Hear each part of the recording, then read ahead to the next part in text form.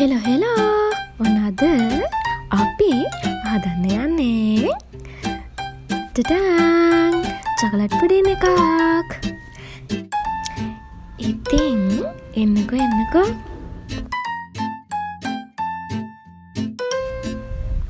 Pudding packet එක කඩාගෙන ඒක ඇතුලේ තියෙන පැණි පැකට් එකයි කුඩු පැකට් එකයි වෙන වෙනම තියාගෙන පැණි පැකට් එක දැම්ම දාන්න එපා. කුඩු පැකට් එක දාලා ඉන්න.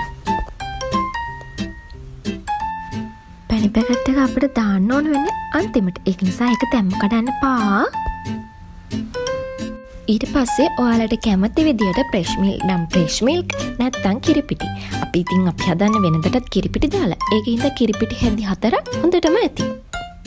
ඊට පස්සේ හොඳට මෙන්න මේ විදියට කලවම් කරගන්න.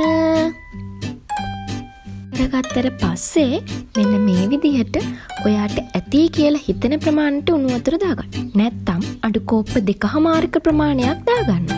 කැටි ගහන්න නැති වෙන්න හොඳට කලවම් කරගෙන අඩු ගින්දරේ ආයෙ ලිපේ තියාගෙන බුබුලු නටනකම් මෙන්න මේ විදිහට මේ පේන විදිහට බුබුලු එනකම් ලිපේ තියාගෙන උතුරවලා ගන්න. ඊට පස්සේ ලිපෙන් බාගෙන හොඳ භාජනයක් අරගෙන ඒකට මේක ඔක්කොම දාගන්න.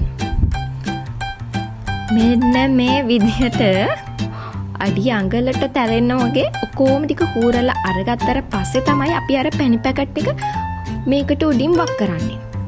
ඊට පස්සේ ෆ්‍රිජ් එකට දාලා මොකක් හරි එකකින් වහගෙන ප්‍රීසර් වෙන්න තියන්න. කොහොමත් අපේ ගෙදර අයට කෑමක් හැදුවම ඉවසන් ඉන්න බෑ පහෝදා වෙනකම්. අපේ අක්කගේ මල්ලිගේ වදේටම අපි ඉතින් ෆ්‍රීසර් එකෙන් අරගෙන රෑම රස බැලුවා. රස නියමයි. යමි ටේස්ට් එකකුත් තියෙනවා. අපේ භූත මල්ලිට බෑග්ග්‍රවුන්ඩ් එක ලස්සන නෑ කියලා පේනවනේ කරන විකාර.